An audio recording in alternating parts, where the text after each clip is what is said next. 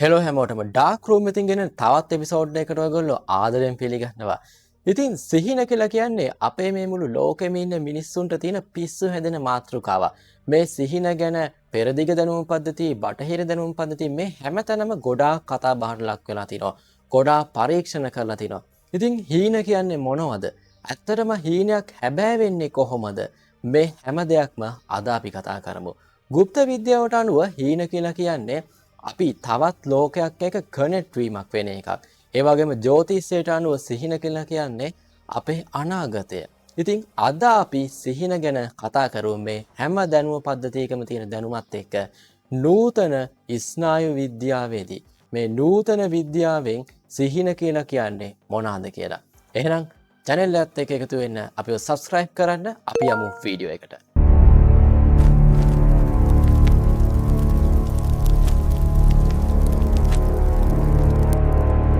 හරි අපි මුලින්ම බලමු සිහින කියන්නේ මොකක්ද කියලා විද්‍යාත්මකව. එක එක දැනුම පද්ධතිවල කියා දෙනවා සිහින කියලා කියන්නේ අපේ අනාගතය. එහෙමත් නැත්නම් සිහින කියලා කියන්නේ තවත් ලෝකයක් එක්ක අපිව කනෙක්ට් වෙලා තියෙන එක. ඒ කියන්නේ සමාන්තර ලෝක සංකල්පය. ඉතින් මේ මොන දේ කිව්වත් අපි නවීන විද්‍යාවට අනුව බලමු සිහින කියන්නේ මොකක්ද කියලා. ඉතින් සිහින කියලා කියන්නේ විද්‍යාවට අනුව ගත්තොත් එහෙම අපේ මොලේ විසින්ම අපිට නිර්මාණය කරලා දෙන මායා සිනමා පටයක්. එතකොට මේක අපේ නින්දේ අවදි කිහිපයක් යටතේ තමයි සිද්ධ වෙන්නේ. ඉතින් මේකෙන් වඩාත් වැදගත්ම අවධිය තමයි REM කියන අවධිය. මේ අවධියේදී තමයි අපිට සිහින පෙන්වන්නේ. මොකද අපේ නින්දේ ප්‍රධාන අවධි කිහිපයක් තියෙනවා.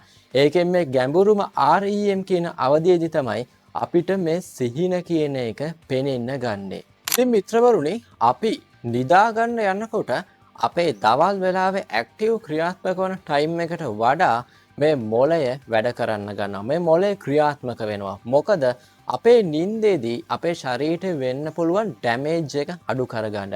ඉතින් මේ මොළයේ තියෙනවා විෂුවල් කෝටෙක්ස් එක, ඇමයිග්ඩාලා එක, ඒ වගේම තමයි ප්‍රොෆ්‍රොන්ටල් කෝටෙක්ස් එක.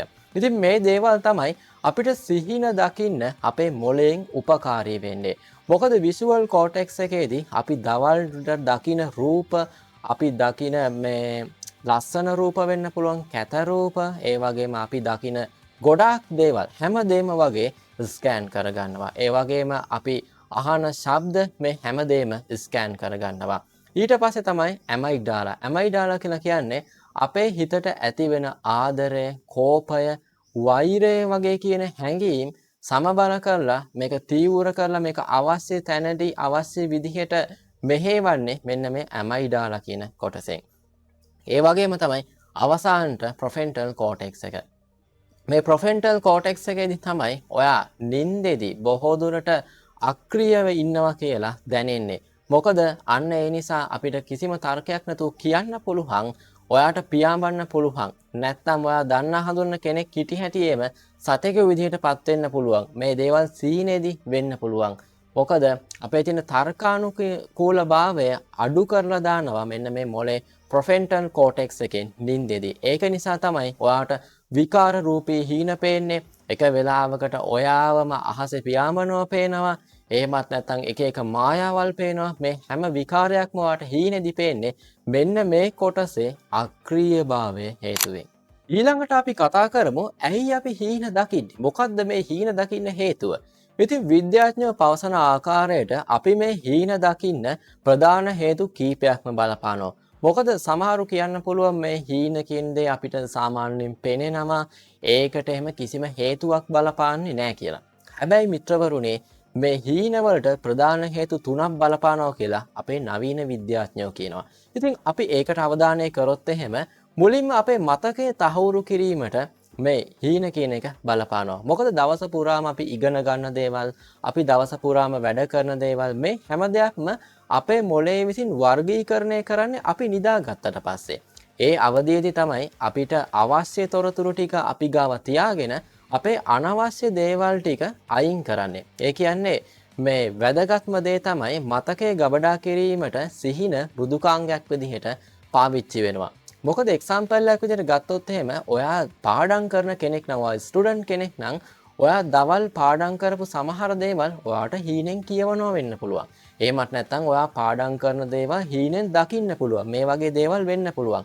මොකද සිහිනදී තමයි ඔයා දන්නවා අපි දෙයක් පාඩම් කරගත්තාම ඒ දේවල් මතක හිටින්න. අපේ ගැඹුරු නිින්ද කියන ටයිම් එකේදී තමයි අපේ ඒ දේවල් මෙමරි එකට වැටෙන්නේ. ඊට පස්සේ මේ ලෝන් ටර්ම් මෙමරියට වැටෙන දේවල් තමයි අපේ මුළු ජීවිත කාලය පුරාවටම මතක තියෙන්නේ. ඒක නිසා අංක 1 තමයි මතකයේ තහවුරු කර ගැනීම. මේක හේතුවක් වෙනවා අපිට සිහින දකින්න. ඊළඟ එක තමයි හැඟීම් පිරිසිදු කිරීම. මොකද ඔයා දවල් දවස ඇතුළත සෑහෙන්න හැඟීම් ගොඩක හිර වෙලා ඉන්න පුළුවන්. එක්කෝ ඔයාගේ බ්‍රේකප් එකක් හේතුවෙන් ඔයා දුකින් ඉන්නවා. එහෙමත් නැත්නම් ඔයා පාටි එකක් දාලා සතුටින් ඉන්නවා. ඔයාගේ පාර්ට්නර් එක සතුටින් ඉන්නවා. ඔයාගේ ෆැමිලි එකත් එක්ක සතුටින් ඉන්නවා. මේ සතුටින් ඉන්න සහ දුකින් ඉන්න මේ හැඟීම් ටික පාලනය කරලා මේ හැඟීම් ටික සම්පූර්ණ පිරිසිදු කරන්නේ හීනවලදී. ඒ කියන්නේ ඔයාගේ නිින්දෙදී. ඔයා ගැඹුරු නිින්දට හොඳට යනකොට ඔයාගේ මානසික ආතතිය දුරු වෙනවා. ඔයාගේ ඇඟේ තියෙන ලෙඩ රෝග ගොඩක් අඩු වෙනවා. ඉතින් මේ හැමදේම පාවිච්චි වෙනවා මේ නිින්ද නිසා. මොකද අපේ නිින්ද නිසා තමයි අපේ ඇඟේ තියෙන හැම දෙයක්ම රිඩියුස් වෙන. අපි රෙස්ට් කරන්නේ. එතකොට අපේ තියෙන හැඟීම් මේ හැම දෙයක්ම පාලනය වෙන්නේ නිින්දෙදී. ඔයා කොච්චර දුකින් හිටියත් ඔය ડિප්‍රෙෂන් හොඳ නිින්දක් ලබා ගැනීමෙන් අනතුරුව ඒක සෑහෙන දුරට රිඩියුස් වෙනවා. මොකද මේක සම්පූර්ණ හැඟීම් මත පදනම් වෙන නිසා. ඉතින් ඒක නිසා ඔයා මේ දවල් මොන හැඟීමකින් ජීවත් වෙලා හිටියත් ඔයාට ඒ හැඟීමම ඔයා හිත ඉන්නකොට එහෙම්ම ඔයාට නිින්ද යනවා. ඒ නිින්ද යාම හේතුවෙන් තමයි ඔයාට ඒ හැඟීමට අදාළ දේවල් සිහිනෙන් පේන්න පුළුවන්. ඔයා සතුටින් ඉන්නවා නම් ඔයා පාටි එකක් දැම්ම නම් දවල් ඒ පාටියට අදාළ දේවල් රැට හීනෙන් පේන්න පුළුවන්. තුන තමයි පරිණාමීය පුහුණුව. පරිණාමීය පුහුණුව කියලා කියන්නේ අපි අවුරුදු මිලියන 2කට කලින් ඉඳන් මේ දක්වාම පරිණාමය වෙමින් පවතිනවා. ඉතින් මේ හෝමෝ සාපියන්ස් කියන දක්වාම අපි පරිණාමය වෙමින් පවතිනකොට අපි ඒ කාලේ සම්පූර්ණම කරේ දඩේම කරේ. මිනිස්සු දඩයන් කරලා ජීවත් වුණේ. එතකොට මිනිස්සුන්ට මීට වඩා සමාජ තත්ත්වයක් තිබුණා. සතුන්ගෙන් බේරෙන්න ඕනි. ඒ වගේම තමයි අපේ එදිනෙදා කැම වේල් හොයාගන්න අපිට කොයිතරම් අනතුරු වෙයිද දන්නේ. මේ හැමදේම අපි සෝදිසි කරලායි ජීවත් වුණේ. අන්න ඒ පරිණාමීය සෝදිසිය සම්පූර්ණ ඉස්සරහට වර්ධනය වෙලා අද වෙනකොට අපිට හීන දකින්න මට්ටමට ඇවිල්ලා තිනවා. ඒ කියන්නේ අපිට දැන් යම් දෙයක් සිද්ධ වෙයි. එහෙම නැත්නම් අපිට අනාගතයේ මේ වගේ දෙයක් සිද්ධ වෙයි.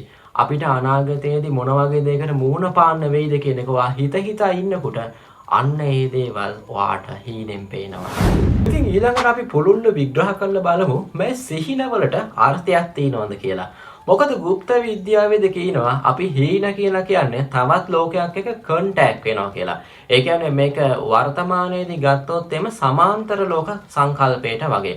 මොකද අපේ තවත් ලෝකයක ඉන්න කෙනෙක් කරන දෙයක් අපිට මේ ලෝකෙදී හීනෙන් පේනවා කියලා සමහර පර්යේක්ෂකයෝ කියනවා.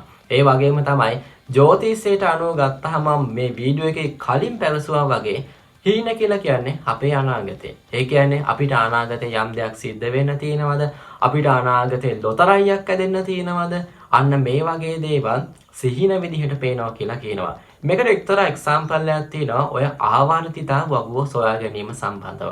ආවර්තිතා වගුව සොයාගත් පුද්ගලයාට ආවර්තිතා වගුව ඊට කලින් දවසේ හීනෙන් පෙනුණා. ඊට පස්සේ ඒ වගුව සම්පූර්ණම එයා ඇන්නට පස්සේ මේක තමයි ආවර්තිතා වගුව කියලා එයාට දැනුණා කියලා කියනවා. ඒ ගැන ඇත්ත නැත්ත මම දන්නේ නැහැ. හැබැයි මේ වගේ දේකුත් ලෝකේ සිද්ධ වෙලා තියෙනවා කියලා ප්‍රසිද්ධ රහසක් තියෙනවා. ඉතින් සිග්මන්ඩ් ෆ්‍රොයිඩ් වගේ මනෝවිද්‍යාඥයන් කිව්වේ මේ සිහින කියලා කියන්නේ අපේ යටිහිතේ තියෙන අදහස්. අපේ යටිහිතේ තියෙන අදහස් ටික සංකේතාත්මකව ඉදිරිපත් කරන දෙයක් තමයි සිහින කියලා. හැබැයි වර්තමානයේ ඇක්ටිවේෂන් සින්තසිස් තියරි මගින් පෙන්වා දෙන්නේ ඊට වඩා ගොඩක් වෙනස් දෙයක්.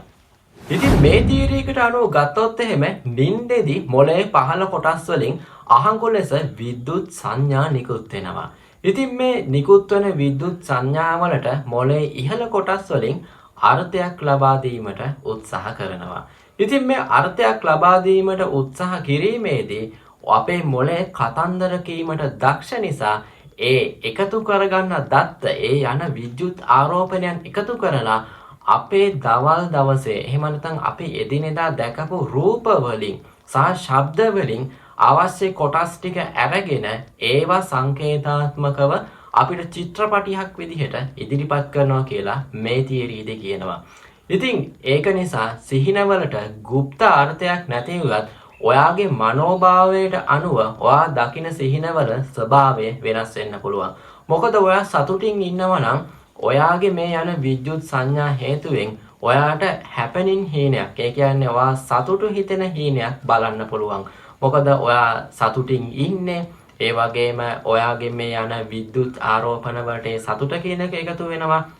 ඉතින් මේ දේවල් එකතු වුණාට පස්සේ ඔයාගේ සතුටින් ඉන්නකොට ඔයාගේ තියෙන මතකයන් එහෙමත් නැත්නම් ඔයාගේ තියෙන රූපයන් ටික එකතු වෙලා මේ අදාළ හීනය පේනවා කියලා මේ තියරියේදී කියනවා. ඒ කියන්නේ ඔයා සාමාන්‍ය දුක්බර අවස්ථාවක ඉන්නවා නම් බ්‍රේක්අප් එකක ඉන්නවා වෙන්න පුළුවන්.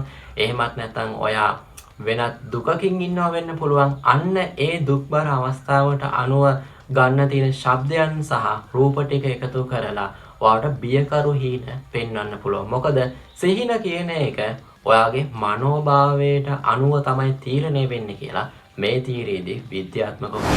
ඉතින් ඊළඟට අපි සාකච්ඡා කරමු මේ සිහින සැබෑ වෙනවා. ගොඩක් ලෝකේ මම ඉස්සල්ලත් පැවසුවා මේ ආවර්තිතාවගෝ සම්බන්ධ හීනේ. ඒ වගේම තමයි තවත් අයට තමන් අනාගතේ ලොතරැයියක් ඇදෙනවා දැක්කා කියලා කියනවා. ඉතින් මේ වගේ ගොඩාක් සිහින සැබෑ වෙන අවස්ථා තියෙනවා. කොහොමද ඇත්තටම මේ හීන හැබෑ වෙන්නේ? මේවා ඇත්ත දේවල්ද? ඇත්තටම මේ විදිහට සිහින හැබෑ වෙනවද? අපි මේ විවාදාත්මක මාතෘකාව මෙතනින් එහාට කතා කරමු. මොකද මම දැකපු හීන එලෙසම සැබෑ වෙනවා කියලා ගොඩක් මිනිස්සු කියනවා. බොහෝ දෙනෙක් පවසන විදිහට මේක අద్භූත දෙයක් නෙවෙයි. මේක ඇතුලේ විද්‍යාත්මක සංසිද්ධි කීපයක එකතුවක් තියෙනවා. ඉතින් අපි සාකච්ඡා කරලා බලමු ඒ මොනවාද කියලා. අංක එක තමයි ඔයාගේ යටිසිත ඔයාගේ වටේ තියෙන සියලුම தත්ත්වයන් ස්කෑන් කරනවා. ඒ කියන්නේ ඔයාගේ වටේ තියෙන ඔයාගේ එදිනෙදා ජීවිතේ ඔයා දකින දේවල්, ඔයා අහන දේවල් මේ හැම දෙයක්ම ඩීප් ස්කෑන් කරනවා ඔයාගේ යටිසිත. එතකොට මේ ස්කෑන් කරන එක සූක්ෂමව කරන නිසා ඔයාට පේන්නේ නැති දේවල් පවා ඔයාගේ යටිසිතට පේනවා. ඉතින් එක්සැම්පල් එකක් විදිහට ගත්තොත් ඔයාගේ මිතුරෙක් රෝගී වෙලා ඉන්නවා නම් මේක ඔයා දන්නේ නැහැ. හැබැයි ඔයාගේ මිතුරා රෝගී වෙනවා, එයාට යම් යම් චූටි රෝග ලක්ෂණ ඇති වෙලා තිනවා. මේ හැම දෙයක්ම ඔයාගේ යටිසිත සූක්ෂමව නිරීක්ෂණය කරලා තියෙන්නේ. මේ හැමදේම සූක්ෂමව නිරීක්ෂණය කරලා තියෙන නිසා ඔයාට යම් සිහිනයකින් ඔයාට අර දත්ත පද්ධතියට එකතු වෙලා තියෙන සංඥා ආධාරයෙන් මෙන්න මේ දේවල් සිහිනයක් විදිහට ඔයා දකින්න පුළුවන්. අන්න එතකොට ඔයාගේ යාළුවාට ඇත්තටම රෝගයක් තිබිලායි තියෙන්නේ. ඔයාට දැන් නොදැනුවත් වුණාට ඔයාගේ යටිසිත ඒක ඩීප්ලි ඇනලයිස් කරලා එතකොට ඔයාට මේක හීනෙන් දැක්කහම ඔයාගේ යාළුවට ඇත්තටම අර රෝගේ වැළඳුනාට පස්සේ ඔයාට හිතෙනවා මේක මම පෙර දවසේ දැක්කා. ඒ කියන්නේ මට මේක නිමිත්තක් විදිහට පෙන්නලා තියෙන්නේ. මේ හීන කියන දේවල් ඇත්තටම සැබෑ වෙනවා කියලා. හැබැයි ඔයාට ඇත්තටම වෙලා තියෙන්නේ ඔයාගේ යටිසිත මේක ස්කෑන් කරලා ඉවරයි. මීට කලින් අංක දෙක තමයි තහවුරු කිරීමේ නැඹුරුව. ඒ කියන්නේ ඔයා ජීවිත කාලය පුරාවට සීන ලක්ෂ ගණන් දකින්න පුළුවන්. ඒ දකින හැම හීනයකින්ම 99%ක්ම ඔයාට අමතක වෙලා වෙනවා. ඔයා මේ වෙද්දි හීන 1000ක් දැක්කනම් හීන 1000න් 990ක්ම ඔයාට මේ වෙද්දි අමතක වෙලා ගිහිල්ලා ඉවරයි. ඒ කියන්නේ ඒ දේවල් ඇත්තටම වැඩක් නැති දේවල්. ඒක නිසා ඔයාගේ මොළේ විසින් ඒ දේවල් අමතක කරලා දානවා. ඉතින් හැබැයි අර ඉතුරු වෙන 100ට එකක කොටස ඔයාට සමහරක් විටක සැබෑ වෙලා තියෙන්න පුළුවන්. මොකද ඔයා දේවල් 1000ක් දැකලා ඒ දේවල් වලින් එකක් ඔයාට හැබෑ වීමේ සම්භාවිතාවයක් තියෙනවා.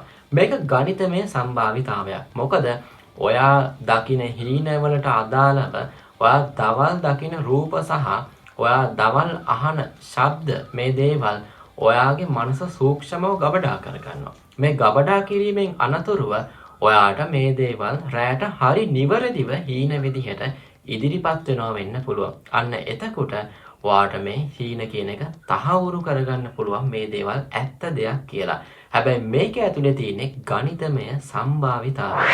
අංක 3යි දේජා වූ.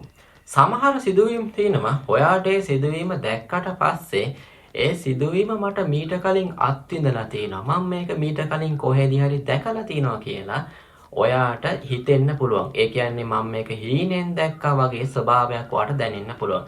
හැබැයි ඔයා මේක ඇත්තටම හීනෙන් දැකලා නැහැ.